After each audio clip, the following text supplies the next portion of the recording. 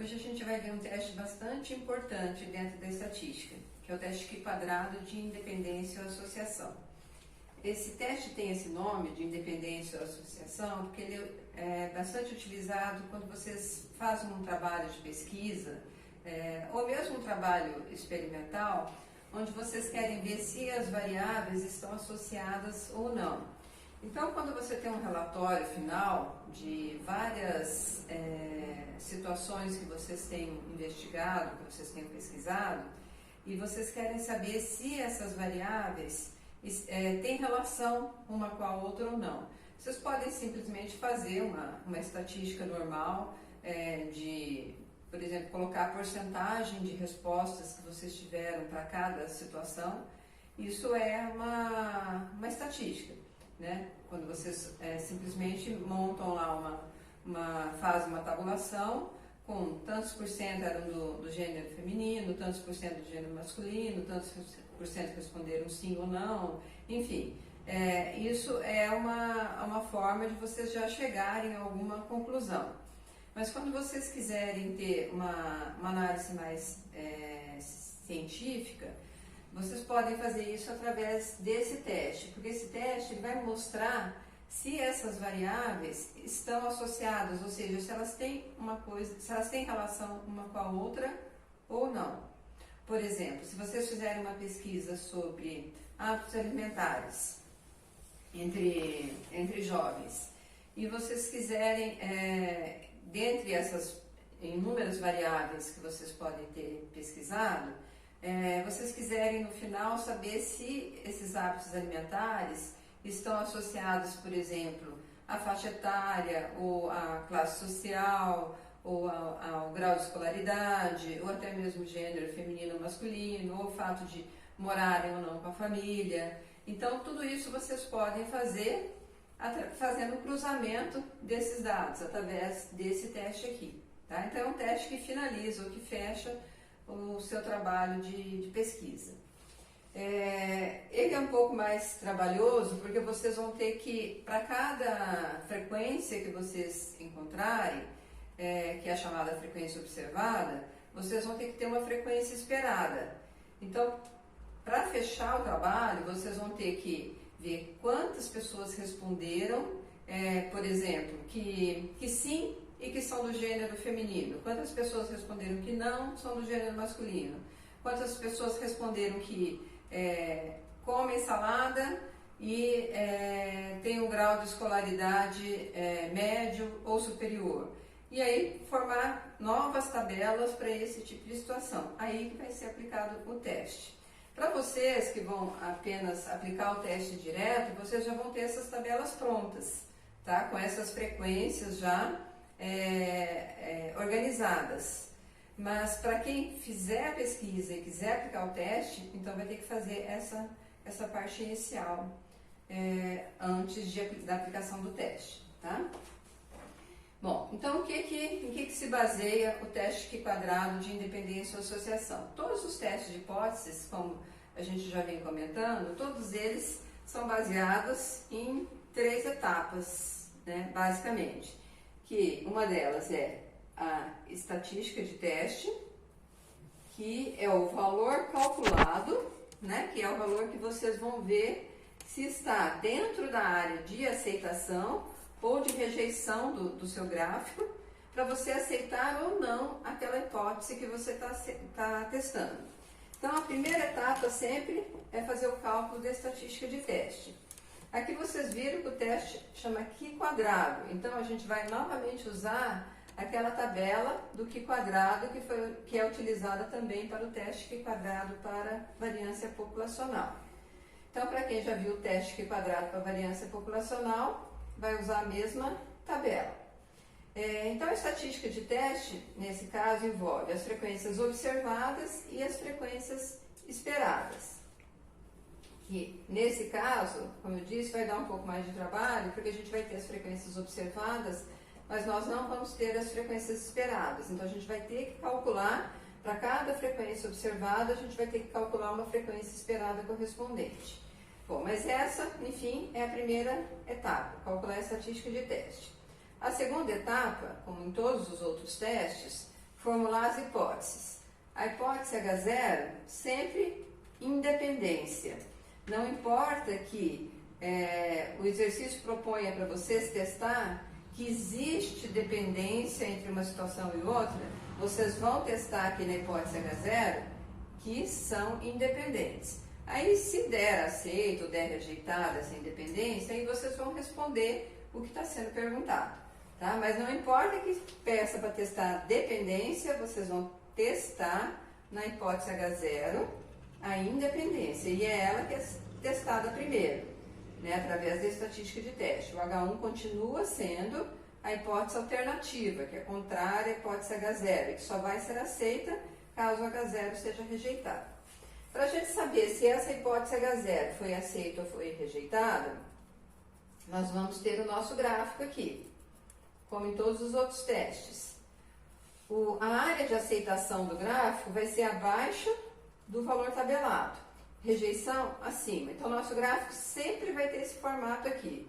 Nós temos aqui a linha que corta a área de aceitação por rejeição e o valor tabelado aqui, que é a mesma tabela do teste para variância populacional, onde vocês vão encontrar esse valor aqui que vai delimitar essas duas áreas.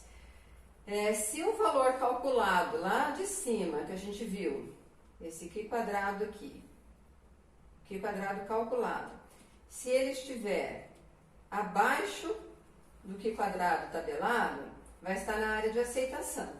Se estiver na área de aceitação, vai dar aceita a primeira hipótese aqui, que as variáveis são independentes. Então, se você estiver, por exemplo, testando se existe associação ou dependência entre o hábito de consumir saladas ou verduras e a faixa etária, e se der aceita a independência, é porque uma coisa não está associada à outra. Se der rejeitado, vai dar aceita automaticamente aqui. Então, é porque uma coisa está associada à outra. Bom, para vocês, aqui só está explicado que se o valor Q quadrado calculado for maior que o valor Q quadrado tabelado, rejeita-se H0 e automaticamente aceita-se H1, concluindo-se que há dependência entre as variáveis, tá? Que é o que a gente viu aqui no gráfico, tá? Se o Q quadrado calculado for maior que o Q quadrado tabelado, vai rejeitar o H0, vai aceitar o H1. Bom, para achar o valor calculado, o tabelado, desculpe. Para achar o valor tabelado, tabela Q quadrado. Para achar esses valores na tabela Q quadrado, vocês vão precisar dessas duas informações, do alfa e do GL. O alfa é o nível de significância, que sempre aparece em todos os testes de hipóteses. Então, de acordo com o nível de significância e do GL, que vai ser calculado pelo número de linhas da tabela original menos 1, vezes o número de colunas da tabela original menos 1. Então, com essas duas informações, sempre vai ser o alfa na horizontal, GL na vertical, na tabela do Q quadrado. Onde cruzar as duas informações, vocês vão ter o valor tabelado. O que é esse número de linhas, esse número de colunas? Vocês vão ter uma tabela lá, aqui eu coloquei só para vocês terem uma ideia, só para simular uma situação, tá? A gente vai ver um exemplo daqui a pouco resolvido, mas só para vocês terem uma ideia de como é que os dados vão aparecer para vocês. Então, vamos supor que a situação seja para verificar se existe associação entre, por exemplo, a preferência musical. Aqui coloquei só duas, mas poderiam ser quantas a gente quisesse fazer o cruzamento de dados. Podia colocar música, além de música popular e sertanejo, nós poderíamos colocar aqui música eletrônica, enfim, tango, o que vocês quisessem colocar aqui. Quantas os diversos tipos de preferência musical e as diversas faixas etárias. E aí vocês fazerem o cruzamento aí dos dados para ver se existe associação entre a preferência musical e as faixas etárias. Aqui eu resolvi colocar só dois, música popular e sertanejo. E adolescentes, jovens e adultos jovens. Bom, aqui para a gente verificar se existe associação entre essas variáveis, essa aqui é o que nós chamamos de frequência observada, que é o que foi observado ao se fazer a nossa pesquisa.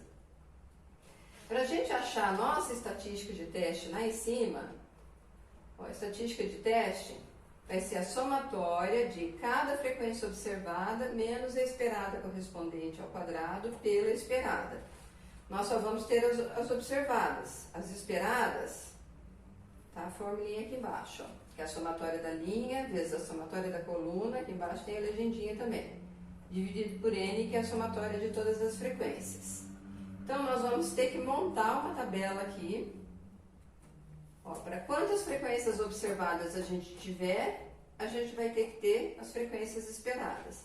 Então, aqui nós temos uma tabela onde nós temos 6 frequências observadas. Então, a gente vai ter que calcular 6 frequências esperadas. Então, aqui, para achar as frequências esperadas, como está lá em cima, somatória da linha vezes a somatória da coluna pelo n, que é a soma de todas as frequências. Para você achar aqui a primeira frequência esperada, vai sempre olhar que posição que está na tabela, linha e coluna. Então, o valor que você quer calcular aqui, que é a frequência observada correspondente a essa primeira frequência esperada, está na primeira linha e primeira coluna. Então, você vai ter que pegar a somatória dessa primeira linha vezes a somatória dessa primeira coluna, ou seja, soma desses 3 dados aqui com a soma desses 3 dados aqui, dividido por n, que é a soma de todos os dados aqui. Você achou a primeira frequência esperada. Para achar a segunda frequência esperada, que é a correspondente a esse 30 aqui, que posição que está? Continuamos na primeira linha, só que agora é segunda coluna. Então, nós vamos pegar a somatória da primeira linha de novo, só que agora a somatória da segunda coluna. E sempre dividido pelo n, que é o número de dados. Para achar a última frequência observada aqui, esperada, desculpa. Para achar a última frequência esperada, é a correspondente a esse 65. Continuamos na primeira linha, então continua sendo a somatória da primeira linha. Só que agora é terceira coluna, então vai ser a somatória da terceira coluna, sobre n. Depois nós mudamos de linha, para achar o correspondente a esse 60 aqui.